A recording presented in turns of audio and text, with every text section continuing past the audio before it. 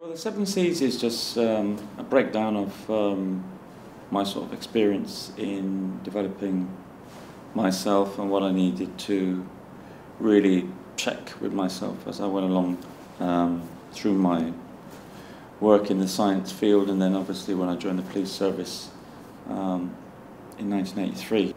For me, it resonated with the Amos Bursary and what they're saying about education, not a guarantee of great wealth or riches, but is the guarantee against abject poverty.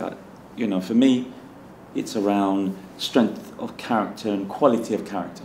So the Seven C's are really a reflection of that personal leadership. So the first one is about courage, and have the strength of character to stand up for your own principles, your own integrity, and ethics, what you exhibit as your principles, and have the strength to work outside your comfort zone. So you're not, thinking, well, I don't want to do that because it's too difficult. Sometimes it's your strongest challenge could be your biggest breakthrough, and that's the first C of being, strong and courageous. The second one is having clarity of mind, a real sort of clarity of vision of where you want to go and how you want to do things and how you bring others with you, and what is your purpose in life. What is your vision statement? Do you have one? Are you clear on what are the milestones that you need to have in life to achieve your goal, whatever it is, personal, professional? The third C is choices. How do you make the right choices? They actually say you're only as good as the people you're surrounded by. So you have to choose your friends wisely, hopefully positive peer groups so that they actually are a positive contribution to you, and they will challenge you if you are off track. And I have friends from school here in Highbury Grove, and we're still in touch almost 40 years later. We are always able to help one another, support one another, and we might not agree on everything, but we are able to agree to disagree sometime, and disagree without, and managing conflict so that we're not going to get all aggressive. And the fourth C is around having a real commitment. Life's a marathon, it's not a sprint, so you have to graft, you've got to work hard, you have to understand that unless you're extremely fortunate, you're going to have things that are going to take time to develop in you and what you want to do, and achieving the goal with determination and patience and consistency. You've got to keep going. You can be disappointed on certain things, certain knockbacks, but don't be discouraged. You have to keep on going. They say if you fall flat on your face, at least that's forward movement. You pick yourself up, dust yourself off, and keep on going. And that's what life's all about. And it ties in with the clarity of vision. If you have that vision, you'll have that commitment, and you'll know. Okay, here are some of the pitfalls. Keep your eyes open and watch for them, and again, continue even if you have some drawbacks. The fifth C is capability, to have that sort of natural talent and skills, and where you find that you are lacking in certain skills, then see how you can develop that through education, through personal development of one form or another, and not to see it's a weakness to say, I have an area for improvement. I think it's important to play to your strengths. Maybe it's when I was talking about my boss saying your character fits being a police officer. I realised, okay, maybe that is my character plays to that, having a confident manner, able to speak, able to control the situation, make sound decisions. And that capability to have a good work ethic, even when you don't feel like getting up in the morning, you get up, you give it 100%. So it's not always, it's just your 9 to 5.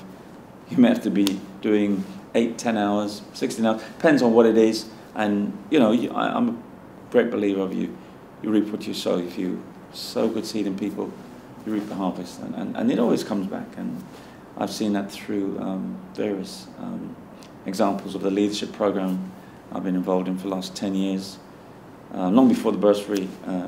And, we've got young people who are now in their 20s, successful people. We knew them when they were 14 and 15. Now they're in their mid-20s, doing well, and, understanding a lot around their rights and responsibilities. The 6C is around your capacity to deliver and having the right attitude. I'm a great believer of attitude is so important. It's not just about your ability. You can have some really outstanding people, and they've got such ability, but they've got a bad attitude, and that's not going to come through if they continue to show that bad attitude. So I think it's around recognizing also that education is the key, and that's why I always mention the mantra of the Amos Bursary. It's around understanding that you have to continue, and you will have breakthroughs. And it's not about having a big car or a big house. It's around your character and the qualities of who you really are. And I would like to think that that leads to more opportunities, and more opportunities, more choices, and more options to make the right choices. The last thing for me is around being conscientious, true to your word. I think sometimes our word is not our bond, as it can be seen. People say yes and they actually mean no, and I think you have to understand the importance of words and sticking to what you say you're going to do. If you can't do it, then renegotiate. You don't actually have to say, oh, but that's it, I can't get around it. And go that extra mile. That commitment to go that extra mile, bring people along with you. I'm a great believer of the personal touch. Not just by email or text or Twitter or whatever it may be, but actually having that interface. I think it's really important to give that, and know the importance of legacy. I really believe you got to be thinking of, well, when you leave the room, what do people say of you? Or when you leave this life, what will people say of you? What is your sort of legacy? Is it positive? And I remember reading a book by Sidney Poitier, and he said the legacy of a man, and the legacy of a man is his relationship with his children. And he's talking about generic man, and I think it's really, really important that your legacy with your children, not necessarily your biological children that you've grown up, but also young people that you interface with or whatever. I'd like to think that people will inherit a positive legacy, even if it's just giving their time or support, or go out your way to really help in one way or another. And I think all of that for me gives the sort of checks and balances how I go along. So I like to check with myself, am I sticking to this? Why not?